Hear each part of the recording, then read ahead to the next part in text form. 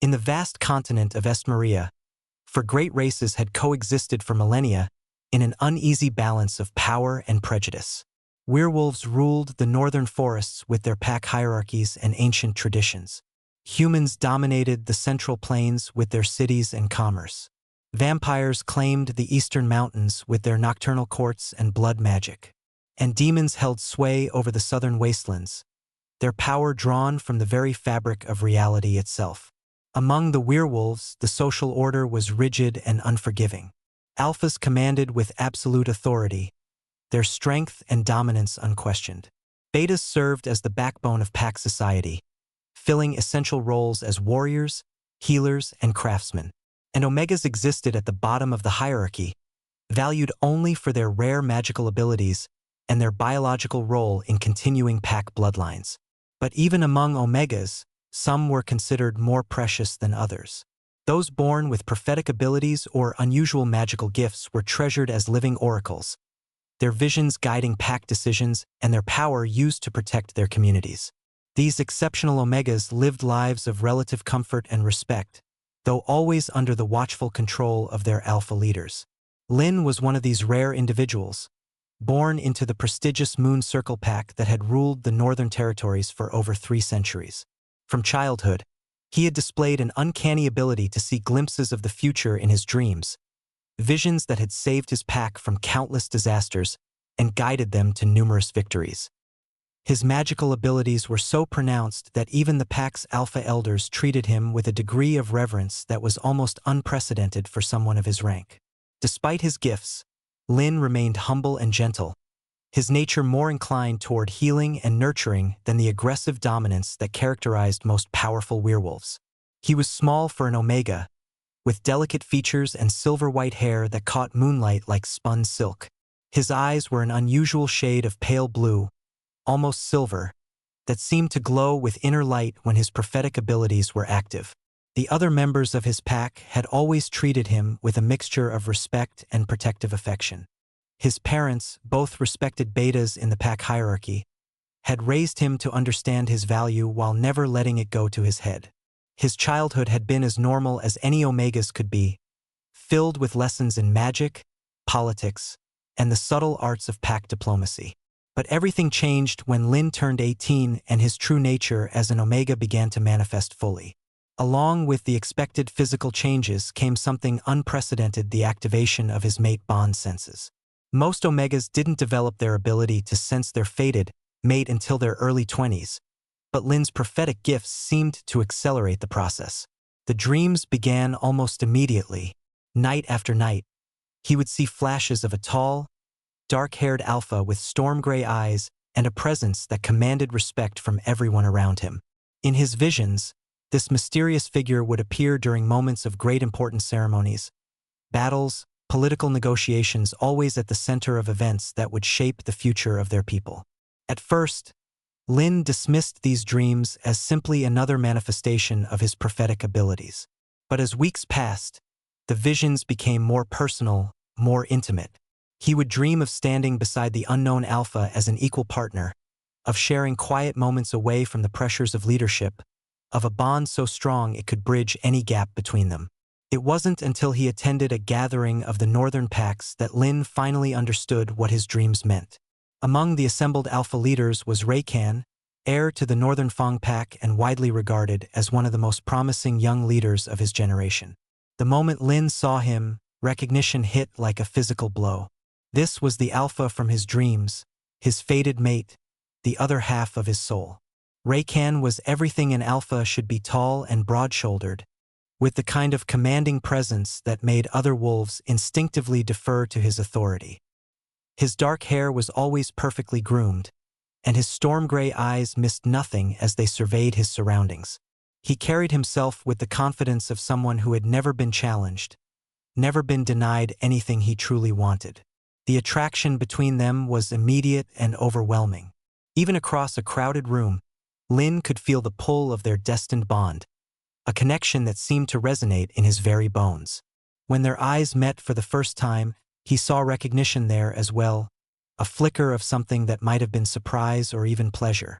Over the following months, As diplomatic negotiations continued between their packs, Lin and Raken found themselves thrown together repeatedly. They walked in the same social circles, attended the same meetings, participated in the same ceremonial events. And with each encounter, the bond between them grew stronger and more undeniable. Rakan was intelligent and charismatic, with a quick wit and a strategic mind that impressed even the oldest pack elders. When he spoke, others listened, drawn by his natural authority and the absolute confidence with which he presented his ideas. He was being groomed to take over leadership of the Northern Fang Pack, one of the most powerful and influential werewolf communities in all of Estmaria. For his part, Lin found himself genuinely fascinated by Riken's mind and personality. Beyond the obvious physical attraction, he was drawn to the Alpha's passion for his people, his vision for the future of werewolf society, and his seemingly endless capacity for strategic thinking. Their conversations, when they managed to have them privately, ranged across subjects from ancient history to modern politics, from pack management to personal philosophy. But despite the obvious connection between them, Rakan maintained a careful distance. He was polite and respectful in their interactions, but never allowed their relationship to progress beyond the bounds of diplomatic courtesy. When other pack members commented on the obvious chemistry between them, he would deflect with jokes or change the subject entirely. Lin told himself that this restraint was simply prudence. Fated mate bonds were serious business, not to be entered into lightly or without proper ceremony. It made sense that an alpha of Riken status would want to approach such a significant commitment with appropriate caution and formality. The traditional mate selection ceremony was scheduled to coincide with the autumn equinox, when the moon would be at its fullest and most powerful. Representatives from all the major northern packs would gather to witness the formal recognition of fated pairs, the blessing of new bonds, and the celebration of love that transcended individual desires to serve the greater good of their communities. As the date approached, Lin found his prophetic dreams becoming more frequent and more vivid. He saw himself standing in the ceremonial circle, felt the silver light of the mate bond making itself visible to everyone present, experienced the joy and celebration that would follow their official recognition as a destined pair. The ceremony itself was held in a sacred grove that had been used for such purposes for over 1,000 years.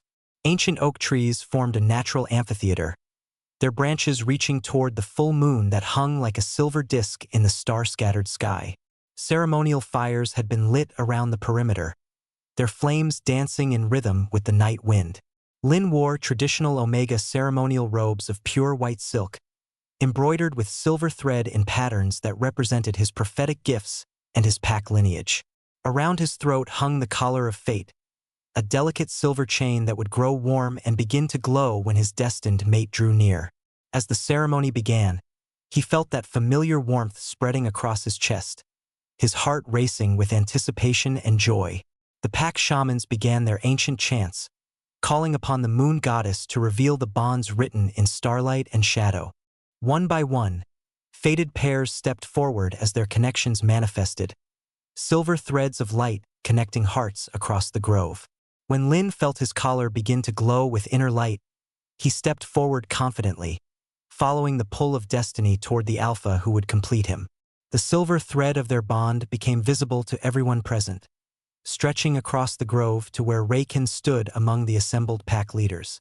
The crowd fell silent as they witnessed the manifestation of what was clearly a powerful and significant bond.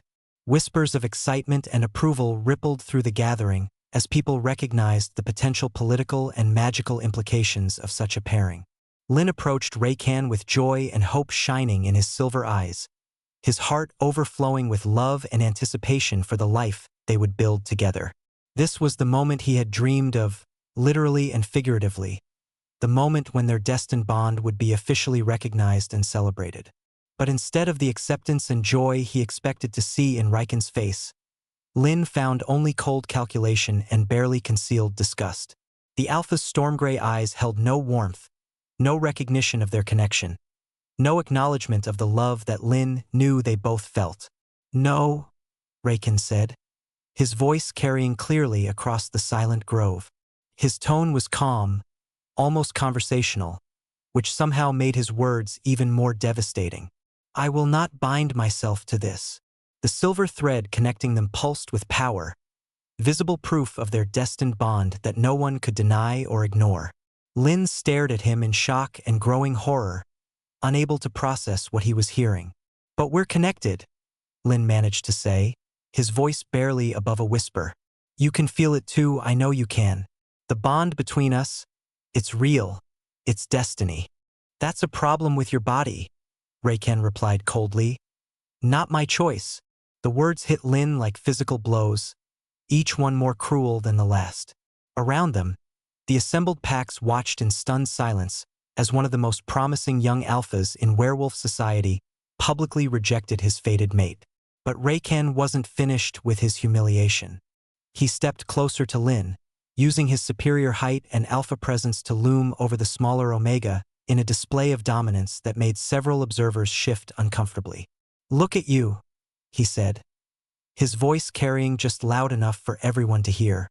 "An Omega without dignity, without strength, without anything to offer except magical parlor tricks and prophetic dreams that half the time lead nowhere. You think destiny means anything in the real world? You think the moon goddess cares about practical politics?" He reached out and grasped the silver thread of their bond, his face showing disgust as he touched the manifestation of their connection. "This is nothing but a biological accident, a cosmic mistake that I refuse to be bound by. I am the heir to the Northern Fang Pack. I will not chain myself to weakness when my people need strength." With deliberate cruelty, Reiken began to tear the bond apart with his bare hands. The silver light flickered and writhed as he destroyed their connection, and Lin felt each rip like a knife in his chest. The pain was indescribable, like having his soul torn in half and set on fire. "You are a random error," Reiken continued as he cast the broken pieces of their bond into the ceremonial fire. "An Omega without worth, a burden that I refuse to carry. Find someone else to pity you, because I never will." The final insult came when he physically pushed Lin away from him, using enough force to send the smaller man stumbling backward. Lin hit the ground hard, his ceremonial robes staining with dirt and grass, his silver collar now dark and lifeless around his throat. The grove erupted in shocked whispers and uncomfortable murmurs as the assembled packs tried to process what they had just witnessed. Some expressed outrage at Reiken's treatment of his fated mate, while others nodded approval at his rejection of what they saw as an unsuitable match. But for Lin, the opinions of others had become irrelevant. He lay on the ground where he had fallen, consumed by pain so intense it was difficult to breathe. The severed bond felt like an open wound in his chest, bleeding spiritual agony that no physical healing could touch. Somehow, he managed to get to his feet and stumble away from the ceremonial circle, seeking the shadows at the edge of the grove where he could collapse without being observed. Behind him, the ceremony continued as if nothing had happened, other fated pairs completing their bondings while his own life lay in ruins. The aftermath of the rejection was swift and brutal. Word spread through the werewolf territories like wildfire, carried by those who had witnessed the unprecedented public humiliation of a gifted Omega by his destined alpha. Some expressed sympathy for Lin's situation, but many more questioned what fault of his had led to such dramatic rejection. Within days, delegations from the Moon Circle Pack leadership arrived to discuss the political implications of what had happened. An Omega's rejection by his fated mate was seen as a reflection on his entire pack's standing and reputation. The fact that it had happened so publicly, in front of representatives from all the major northern territories, made the situation even more serious. Lin found himself summoned before the Pack Council to explain his role in the debacle. The elders who had once valued his prophetic gifts now looked at him with disappointment and barely concealed anger. His parents sat in the gallery, their faces showing a mixture of grief and shame that cut him deeper than any formal punishment could have. "You have brought disgrace upon our pack," the Alpha Elder pronounced, his voice heavy with disapproval. "Your behavior at the ceremony has called our judgment into question and damaged our relationships with other territories. The Northern Fang Pack is one of our most important allies, and you have created a diplomatic crisis that may take years to resolve." "I didn't do anything wrong," Lin protested weakly. "I followed the traditions. I accepted the bond that the moon goddess revealed. Raycan was the one who chose to reject destiny. Destiny? Another elder scoffed. You think you can hide behind mystical concepts when practical politics are at stake? You clearly did something to repel your fated mate so completely that he was willing to endure public censure rather than accept you. What aren't you telling us? The questioning continued for hours, with the council members picking apart every interaction Lin had ever had with Raycan, every conversation, every glance, every moment they had shared.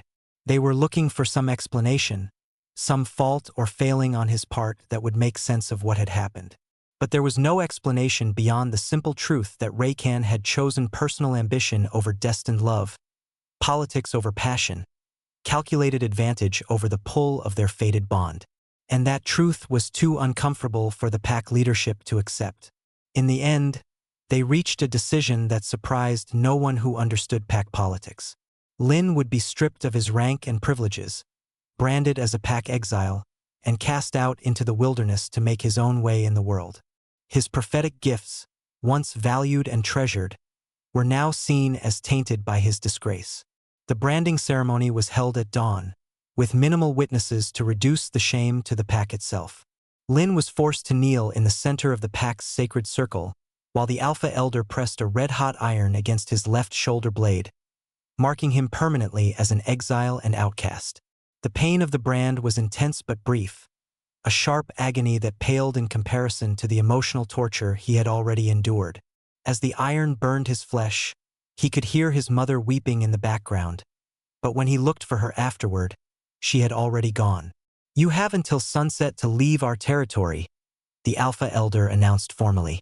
"Take nothing but the clothes on your back and whatever supplies you can carry in a single pack. You are no longer a member of the Moon Circle Pack, and you are forbidden from ever returning."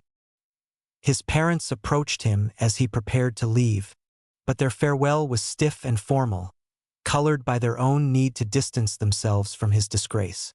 His mother, who had once held him close and sung him lullabies about destined love and fated bonds, now could barely meet his eyes. "I'm sorry," she said quietly, her voice thick with unshed tears, "but we have to think of the pack, of our other children, of our own standing in the community. You understand, don't you?" He did understand, which somehow made it hurt even worse.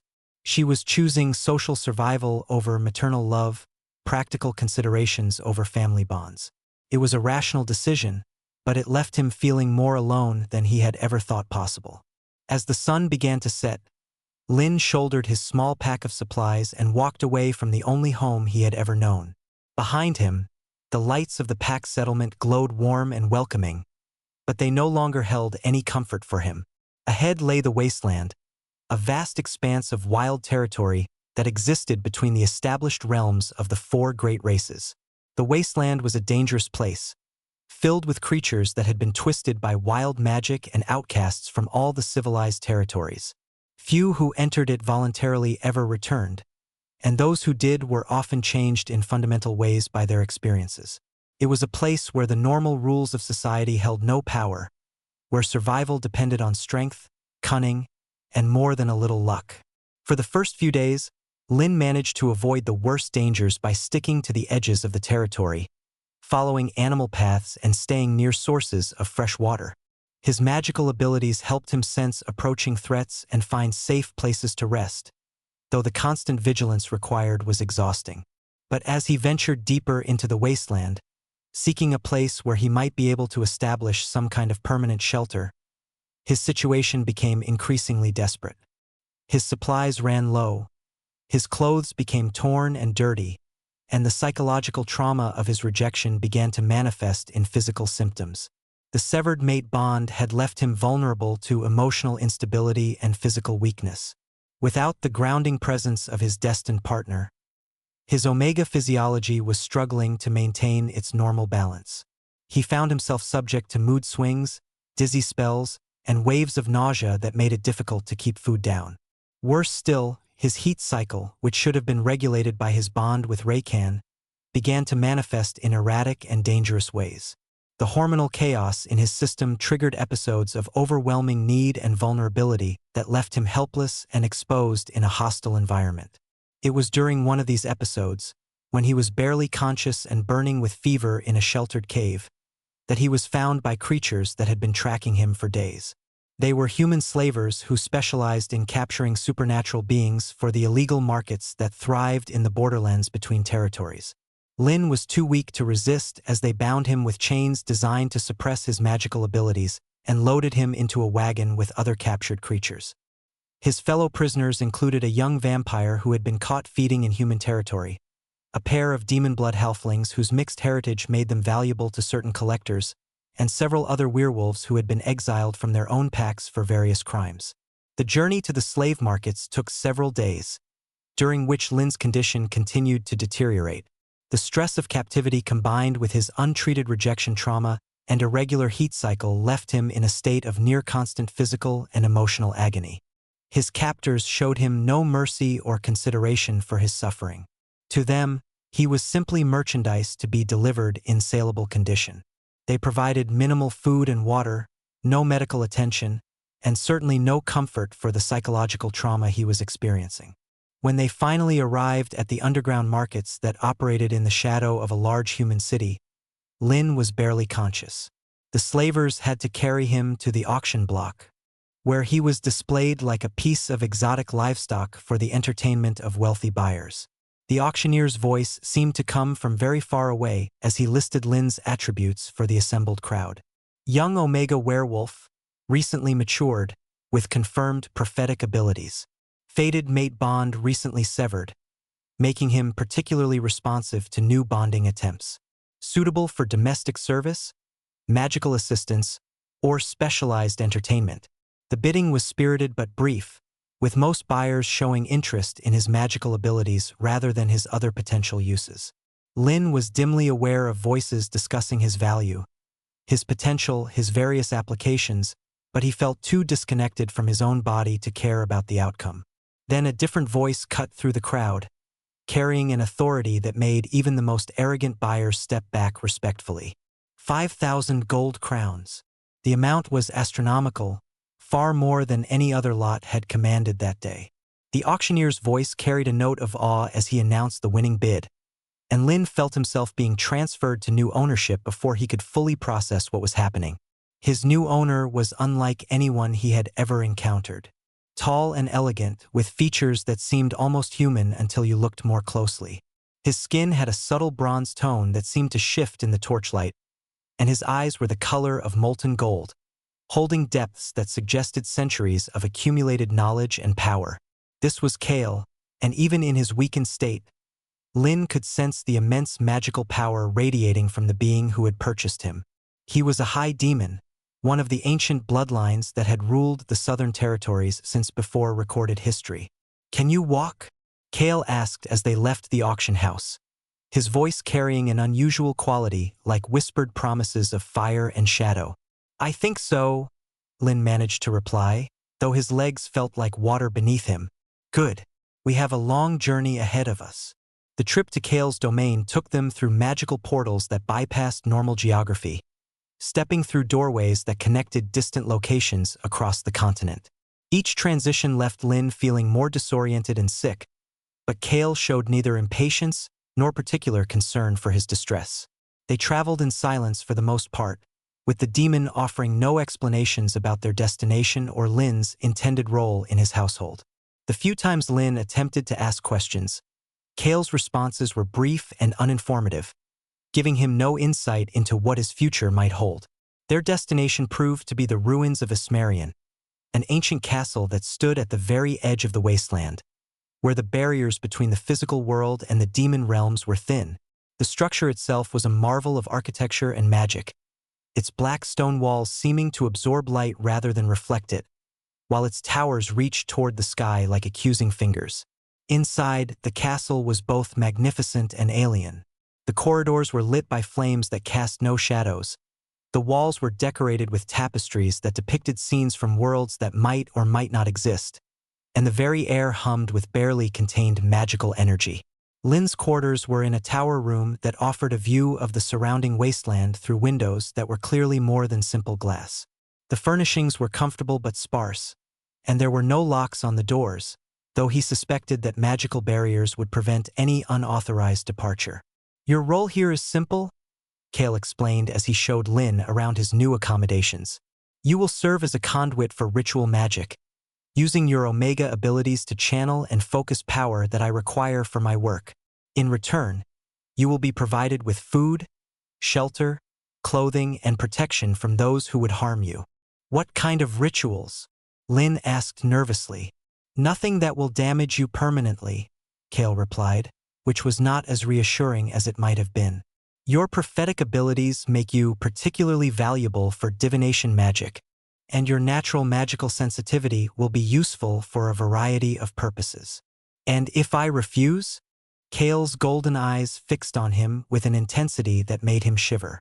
"You are mine now, but I am not in the habit of breaking my possessions before they have had a chance to prove their worth. Cooperation will make your existence here considerably more comfortable."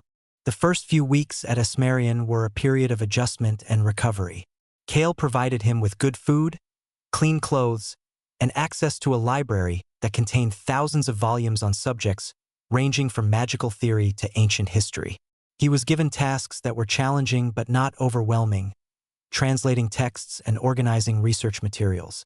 Most surprisingly, Kale made no attempt to take advantage of his vulnerable state or his Omega biology. Despite owning him outright, the demon maintained a careful distance, showing neither interest in nor revulsion toward the pheromones that Lin's traumatized system continued to produce at irregular intervals. "Why don't you touch me?" Lin asked one evening as they worked together in the castle's main library. Kale looked up from the ancient tome he was studying, his expression unreadable. "Do you want me to?" The question caught Lin off guard, forcing him to examine his own feelings about their strange relationship. "I don't know," he admitted. "I just expected. Most beings who purchase Omegas have specific intentions." "I purchased you for your magical abilities," Kale said matter-of-factly. "Your other attributes, while noteworthy, are not my primary concern. I have found that unwilling partners make poor conduits for ritual magic." "So you're waiting for me to be willing?" "I am waiting for you to heal," Kale corrected. "Your rejection trauma has left you unstable and unpredictable. Until you have recovered your emotional equilibrium, you are of limited use to me for any purpose." It was a practical explanation that somehow managed to be both insulting and oddly comforting. Kale was not showing him kindness out of compassion or affection, but neither was he exploiting his vulnerability for immediate gratification. He was taking a long-term view that prioritized Lin's eventual usefulness over short-term satisfaction. As the weeks passed, Lin found himself genuinely intrigued by his captor. Kale was obviously ancient and immensely powerful, with knowledge that spanned centuries and abilities that could reshape reality itself. But he was also surprisingly patient and methodical, approaching problems with a logical precision that reminded Lin of the strategic thinking he had once admired in Raycan. Their conversations, initially limited to discussions of work and logistics, gradually expanded to include topics of mutual interest. Kale was well-traveled and had witnessed historical events that Lin had only read about in books. His perspectives on politics, philosophy, and the nature of power were fascinating and often challenged assumptions that Lin had never thought to question. "You're not what I expected a demon to be like," Lin told him one evening as they shared a meal in the castle's great hall. "And what did you expect? Cruelty, I suppose. Manipulation, sadism, the typical things that werewolves are taught about your kind." Kale smiled, an expression that transformed his austere features in unexpected ways. "Some demons are exactly as your people describe them. But then, some werewolves are brutal savages who care only for dominance and conquest. Stereotypes exist for a reason, but they rarely tell the complete story." "What's your story?" Lin asked, surprised by his own boldness. "Long and complicated," Kale replied. "Perhaps someday I will share parts of it with you." The gradual development of trust between them was accompanied by improvements in Lin's physical and emotional condition. His heat cycles began to stabilize, His prophetic dreams returned with increasing clarity, and his magical abilities grew stronger under Kale's careful guidance and instruction. But it was during a particularly severe nightmare about his rejection that their relationship took a significant turn. Lin woke screaming, his body racked with phantom pain from the severed mate bond, his mind caught in a loop of reliving Riken's cruel words and public humiliation. Kale appeared in his doorway within moments, drawn by the sound of his distress. Without asking permission, he sat on the edge of Lin's bed and began to weave a calming spell around him, his magic warm and soothing against the jagged edges of trauma that still haunted his dreams. "It was just a memory," Kale said quietly as Lin's panic began to subside. "The past cannot hurt you anymore unless you allow it to. Sometimes it feels so real," Lin whispered, tears streaming down his face. "Sometimes I can still feel the bond being torn apart, still hear him telling me how worthless I am. His opinion of your worth is not a measure of your actual value," Kale said, his voice carrying surprising gentleness. "He rejected you because accepting you would have threatened his position in werewolf society. His choice was about his own fears and limitations, not about any failing on your part." "How can you be sure?" "Because I can see what he discarded," Kale replied, his golden eyes meeting Lin's silver ones directly. "And only a fool would throw away something so precious for the sake of politics." The compliment, coming from someone as powerful and knowledgeable as Kale, had more impact than months of reassurance from anyone else could have provided. For the first time since his rejection, Lin began to believe that perhaps he truly had been the victim of someone else's poor judgment rather than the architect of his own disgrace.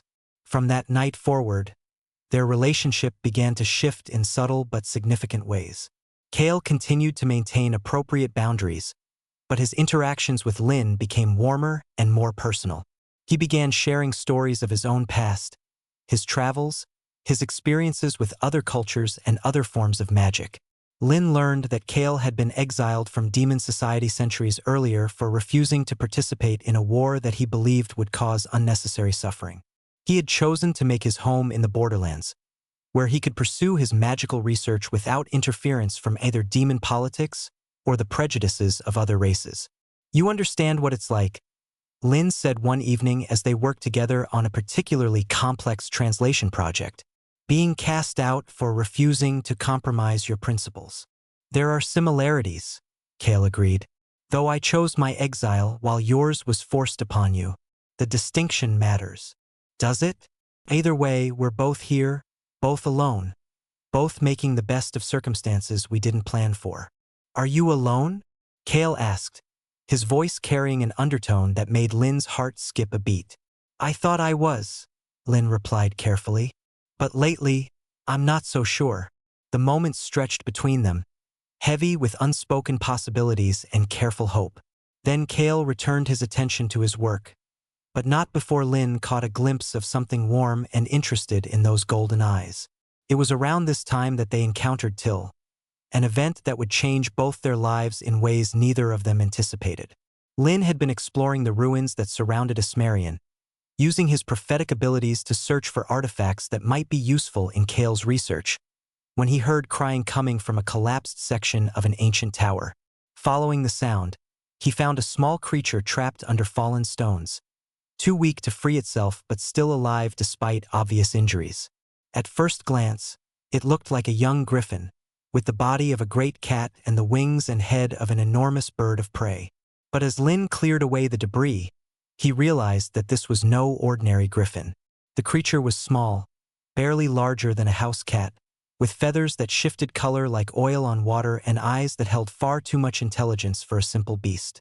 When it looked at him, he felt a connection that reminded him of his old prophetic dreams, a sense of recognition and destiny that made his heart ache with remembered loss. "What are you, little one?" Lin asked softly as he carefully lifted the injured creature from the rubble.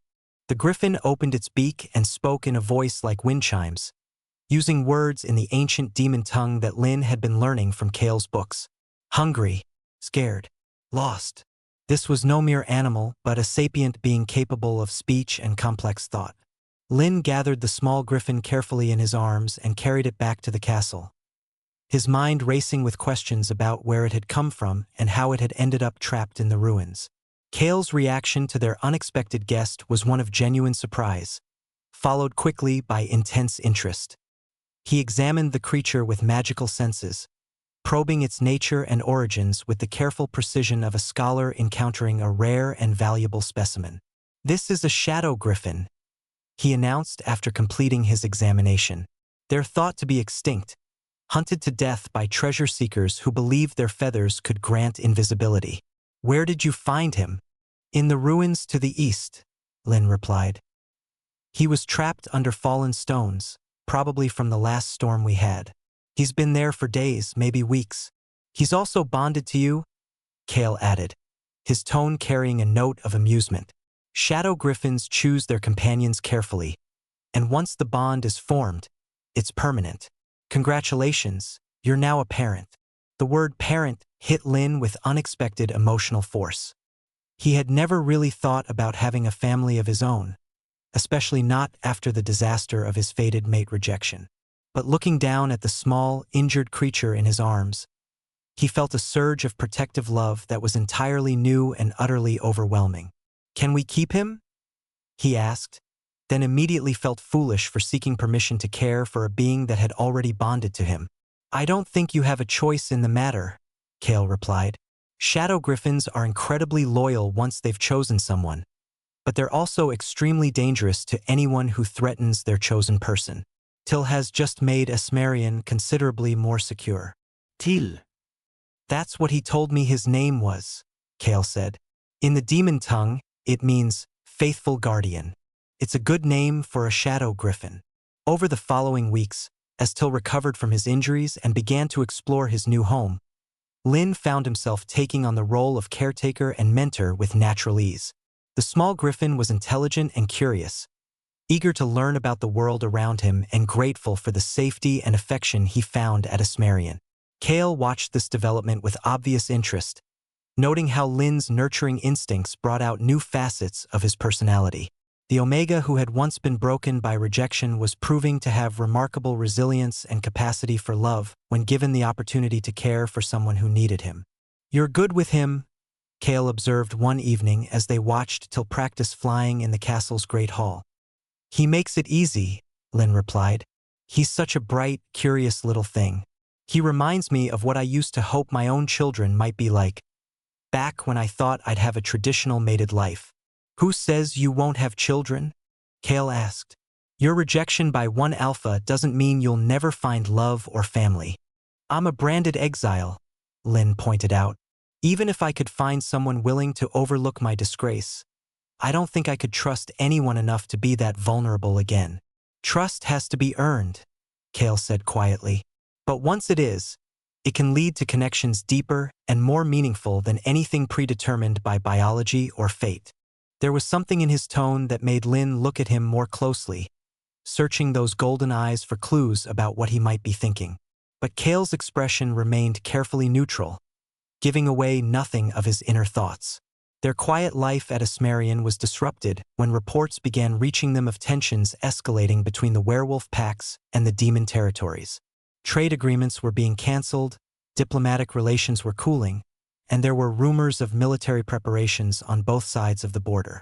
Initially, Kale dismissed these developments as routine political posturing that would resolve itself through normal diplomatic channels. But as the reports became more frequent and more serious, it became clear that something significant was driving the increasing hostility between the two races. The truth came in the form of a messenger who arrived at Esmerian bearing official documents from the Northern Fang Pack. Raycan, now the confirmed alpha of his territory, was formally accusing Kale of kidnapping and enslaving an Omega werewolf, specifically citing Lin's disappearance as evidence of demon treachery and aggression. "This is absurd," Lin said as he read through the accusations. "I wasn't kidnapped. I was exiled from werewolf society and sold in a legal slave market. You purchased me according to established law and custom. Legal technicalities won't matter if this escalates to armed conflict," Kale replied grimly. "Raycan is using your situation as a pretext to unite the werewolf packs against demon territory. Whether his accusations are accurate is less important than whether other pack leaders believe them. But why would he care what happened to me? He made it very clear that he considered me worthless.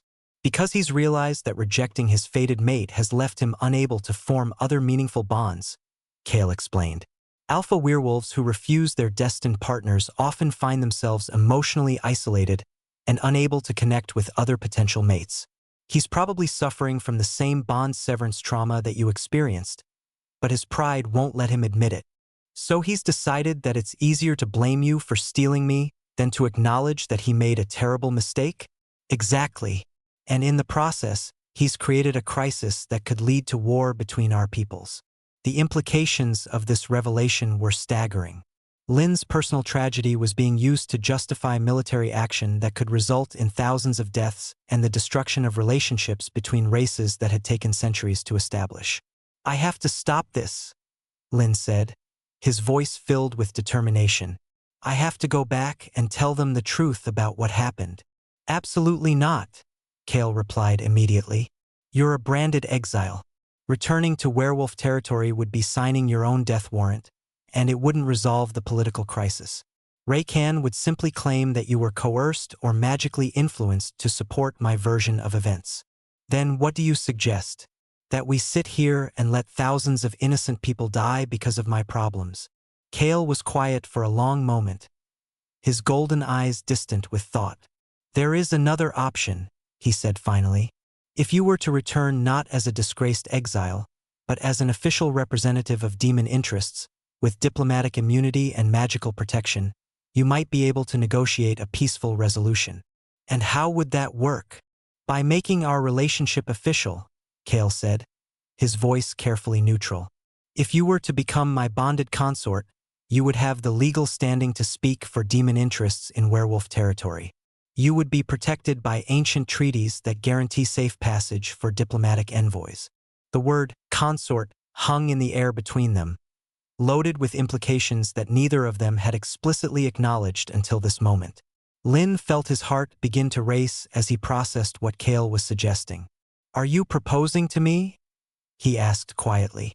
I am proposing a solution to a political crisis, Kale replied, but there was something in his expression that suggested his motivations were not entirely practical. The fact that it would also formalize a relationship that has been developing between us for months is a secondary consideration. A secondary consideration? Perhaps tertiary, Kale admitted, and for the first time since Lin had known him, the ancient demon seemed almost uncertain. The point is that such an arrangement would serve multiple purposes simultaneously.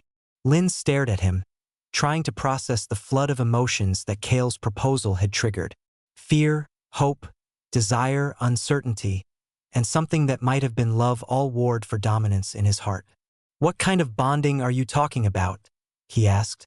A political marriage of convenience? Or something more? That would be entirely up to you, Kale said. I am offering you legal protection and social status. Anything beyond that would have to be freely given, never demanded or expected. And if I say yes, if I agree to become your consort, what happens then? Then we return to werewolf territory together, as equals and partners. We present a united front in negotiations with the pack leaders. And we do everything in our power to prevent a war that would serve no one's interests except those who profit from conflict and suffering. The decision was not an easy one, but as Lin considered his options, he realized that it was also not really a choice at all. He could not stand by and allow his personal tragedy to be used as justification for large-scale violence. He had to try to make things right, even if it meant risking his own safety and emotional well-being. I'll do it, he said finally.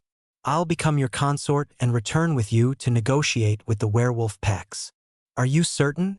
Once we make this official, there will be no going back. You'll be tied to me and to demon society permanently. I'm certain, Lin replied, and was surprised to discover that he really was. But I want you to know that I'm not just doing this for political reasons. These months at Asmarian, working with you, learning from you, caring for Till together, they've been the happiest of my life. If we're going to be bonded anyway, I'd like it to be real. Kale's expression transformed, warmth and something that might have been joy replacing his usual careful neutrality. "I was hoping you would say that," he admitted, "because I have grown rather fond of you as well." The bonding ceremony they conducted was unlike anything from either werewolf or demon tradition. Instead, they created their own ritual, incorporating elements that reflected their unique situation and the unconventional nature of their relationship. They exchanged vows in the castle's great hall, with Till as their only witness, promising to support each other in all things and to face whatever challenges lay ahead as partners and equals. Kale presented Lin with a collar of black gold, set with stones that glowed with inner fire, while Lin offered in return a silver armband engraved with protective runes from his own magical tradition. The moment their bond was sealed, Lin felt a connection spring to life between them that was entirely different from his severed link with Raycan. This was not the overwhelming biological imperative of a fated mate bond, but something he had chosen freely, something that honored his autonomy while still creating deep emotional intimacy. "How do you feel?" Kale asked as they stood together in the aftermath of their private ceremony. "Complete," Lin replied, and realized that it was the truth. "Like I've finally found where I belong." "Good," Kale said, pulling him close for their first kiss as bonded partners, "because we're about to face the most difficult challenge either of us has ever encountered." The journey back to werewolf territory was accomplished through magical means that allowed them to travel quickly while avoiding the border patrols that might have delayed or detained them. They materialized in the neutral ground outside the Northern Fong Pac's main settlement, where Kale's diplomatic credentials and Lin's new status as his consort guaranteed them safe passage for negotiation. The reunion with his former people was every bit as difficult as Lin had anticipated. Many of the werewolves who had once known him were shocked by his transformation from disgraced exile to powerful demon's consort. Others were openly hostile, viewing his return as evidence of treachery or magical corruption. But it was his confrontation with Raycan that proved to be the most emotionally charged and politically significant encounter of their visit. The Alpha had aged visibly in the months since their last meeting, his face drawn with stress and exhaustion, his storm-gray eyes holding a haunted quality that spoke of sleepless nights and inner torment. "So you've returned," Raycan said as they faced each other in the Pac's formal meeting hall, dressed in demon finery and bearing the collar of a consort. "Is this supposed to prove something?" "It's supposed to prove that your accusations against my bonded partner are false," Lin replied, his voice steady and confident in a way that it had never been during their previous encounters. "I was not kidnapped or coerced. I was purchased legally from human slavers after being exiled from werewolf society. Everything that has happened to me since then has been the result of my own choices." "Your own choices?" Raycan's voice carried a note of bitter amusement. "You think you had choices? You think a demon of that power would give you any real options about your fate?" "He gave me more choices than you ever did," Lin replied quietly. "He offered me respect, partnership, and the freedom to become more than what others expected of me. He helped me heal from the trauma of rejection and find new purpose in life. Most importantly, he never asked me to be anything other than who I am." "And what are you now?" Raycan asked, his voice dropping to a dangerous growl. "A demon's pet? A trophy to display his power over werewolf nobility. I am a consort, a partner, and a diplomat," Lin replied with dignity that impressed everyone present. "I am someone who has found love and respect and a family of choice. I am someone who has learned that rejection by one person does not define my entire worth as a being." "Family?" Raycan scoffed. "What family could you possibly have with a demon?" "A better one than I ever had here," Lin said, gesturing to include the assembled pack leaders who had participated in his exile. "One that values my contributions, protects my well-being, and never asks me to apologize for existing." The words hit their target with devastating accuracy. Several pack members shifted uncomfortably as they were reminded of their own role in Lin's suffering, while others began to question whether their current alpha's judgment was as sound as they had believed. But it was Raycan's response that surprised everyone, including Lin himself. Instead of continuing his aggressive posturing, the alpha suddenly seemed to deflate, his shoulders sagging as if under an enormous weight. "You're right," he said quietly, his voice barely audible in the suddenly silent hall. I destroyed our bond because I was afraid of what accepting you would mean for my political position. I rejected you because I thought it would make me stronger, more respectable, more worthy of leadership. He looked directly at Lin, and for the first time since their disastrous bonding ceremony, his eyes held genuine emotion rather than calculated coldness. But all it did was make me empty. I can't form connections with other potential mates because part of my soul is still tied to you. I can't find peace because I know I threw away something precious for the sake of appearances. And now you want me back? Lin asked, though his tone suggested he already knew the answer would be irrelevant. I want to undo the mistake I made, Reiken admitted. I want to reclaim what I lost and pretend that the last year never happened. But I can see that's impossible now. You've moved on, found someone who appreciates what I was too proud to accept. You've become stronger and more confident than you ever were as my destined mate. I've become who I was always meant to be, Lin corrected gently. The person you rejected was already this person, just hidden under layers of insecurity and desperate need for approval. Kale didn't change me, he just gave me the space and support I needed to grow into myself. Can you forgive me? Reiken asked, his voice breaking slightly. Not for my sake, but for the sake of peace between our peoples? Can you find it in your heart to pardon the mistakes of someone who was too young and too foolish to recognize a gift when it was offered to him? Lin considered the question carefully, weighing his personal feelings against the broader implications of their conversation. Around them, the assembled pack leaders and demon representatives waited to see how he would respond to this unexpected display of vulnerability from the previously arrogant alpha. I can forgive you, Lin said finally, not because you deserve it, but because holding on to anger would poison my own happiness. I can forgive the pain you caused me, the humiliation you put me through, and the cascade of suffering that followed from your choice. Relief flickered across Reiken's face, but Lin wasn't finished speaking. But forgiveness doesn't mean forgetting, he continued. It doesn't mean pretending that what happened was acceptable or understandable. And it certainly doesn't mean I'm willing to give up the life I've built to return to a situation that was never healthy for either of us. I understand, Reiken said, and seemed to mean it. You belong with him now. You've found the kind of partnership that I was too afraid to offer you. I won't interfere with that, and I'll make sure that no one else does either. The formal negotiations that followed were surprisingly straightforward once the personal drama had been resolved. Reiken publicly withdrew his accusations against Kale and acknowledged that Lin's exile and subsequent experiences had been the result of werewolf decisions rather than demon interference. In return, both sides agreed to renewed diplomatic cooperation and increased trade relations that would benefit all parties involved.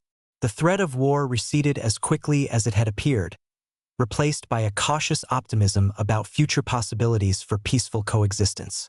But for Lin, the most meaningful part of their visit was not the political success they achieved, but the personal closure he finally found with his past. Standing in the place where he had once been publicly humiliated and rejected, he was able to see how much he had grown and changed since that terrible night. Are you ready to go home? Kale asked as they prepared to leave werewolf territory for the last time. Yes, Lin replied without hesitation. I'm ready to go home to our family.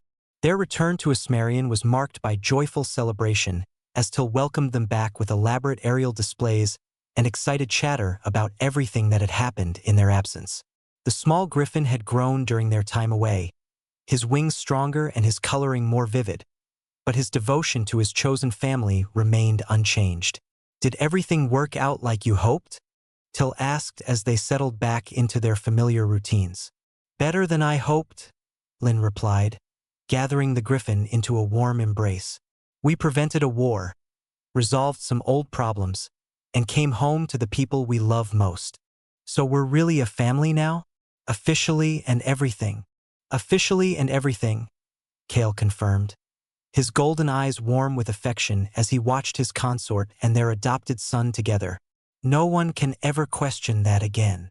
In the months that followed, their family continued to grow and evolve in unexpected ways. Lin's prophetic abilities, strengthened by his emotional healing and stable relationship, began attracting the attention of beings from all four major races who sought guidance and insight. Rather than turning away these supplicants, Lin and Kale established a formal consultation service that provided neutral ground for interracial negotiations and dispute resolution. Asmarian became known as a place where beings of different species could find impartial advice and magical assistance, without the prejudices that often complicated such interactions elsewhere. This work brought them into contact with other outcasts and exiles, individuals who had been rejected by their own societies for various reasons but who possessed valuable skills and perspectives. Gradually, they assembled a diverse community of beings who had chosen to create their own families and support networks outside traditional social structures. Lin found particular satisfaction in working with other Omegas who had experienced rejection or trauma. His own journey from broken exile to confident consort provided hope and guidance for those who were struggling to rebuild their lives after similar experiences. "You've created something remarkable here," observed one such visitor, a young Omega vampire who had been cast out from his coven for refusing an arranged bonding. "A place where being different is seen as a strength rather than a weakness." "We didn't create it alone," Lin replied, gesturing to indicate Kale and Till and the other beings who now called Asmarian home. "We built it together, one relationship at a time, one act of acceptance at a time. Anyone can do the same thing if they're willing to choose love over fear." 5 years after his dramatic exile from werewolf society, Lin stood on the balcony of Asmarian's highest tower, watching the sun set over the wasteland that had once seemed like the end of his world. Beside him, Kale worked on correspondence with various diplomatic contacts, while Till practiced complex aerial maneuvers in the courtyard below. "Any regrets?" Kale asked, looking up from his letters to study his consort's profile in the fading light. "About which part?" Lin replied with a smile. "Being rejected by my fated mate? Being exiled from my pack? Being sold in a slave market? Being purchased by a mysterious demon? All of it, the entire journey that brought you here." Lin considered the question seriously, as he always did when Kale asked him something important. "I regret the pain," he said finally. "I regret the suffering that so many people experienced because of misunderstandings and prejudices. But I don't regret the path that led me to you, to Till, to this family we've built. Even if you could go back and change things, make Raycan accept the bond, avoid the rejection and exile entirely, especially then," Lin said with absolute certainty. "What Raycan and I had was never real love. It was just biological compatibility wrapped up in romantic fantasies. What we have is something I chose, something I earned, something I helped create. It's worth more to me than any destiny could ever be." Kale set aside his work and moved to stand beside Lin at the balcony railing, their shoulders touching in comfortable intimacy. "I love you," he said quietly, the words still carrying weight and meaning despite how often they had been spoken between them. "I love you too," Lin replied, leaning into his partner's warmth. "I love our life, our family, our work, everything we've built together. I love who I've become and who you've helped me become." "And what is that?" "Someone who chooses his own destiny," Lin said, his silver eyes reflecting the last light of the setting sun. "Someone who knows that love is stronger than fate, that family is more important than blood, and that sometimes the best stories begin with the worst endings." As the stars appeared in the darkening sky above Asmarian, Lin reflected on the journey that had brought him from despair to joy, from rejection to acceptance, from loneliness to love. He had learned that true strength came not from avoiding pain, but from growing through it. That real love was not something that happened to you, but something you actively chose and continuously nurtured. Most importantly, he had discovered that destiny was not a fixed path laid out by cosmic forces, but a series of choices made by individuals who were brave enough to define their own worth and create their own happiness. In the courtyard below, Till called out a greeting to his parents, his voice filled with the joy and security that came from knowing he was unconditionally loved and eternally protected. From his study came the soft sounds of Kale organizing the next day's work, planning new projects that would help other beings find their own paths to happiness. And on the balcony of a castle that existed between worlds, And Omega, who had once been told he was worthless, smiled with the quiet satisfaction of someone who had proven that assessment spectacularly wrong. He had found his place in the world not by accepting what others told him he deserved, but by deciding for himself what kind of life he wanted to live. It was, he thought, exactly the kind of ending that his prophetic dreams had never been able to show him. Because the best futures, he had learned, were not the ones you could see coming, but the ones you had the courage to create for yourself.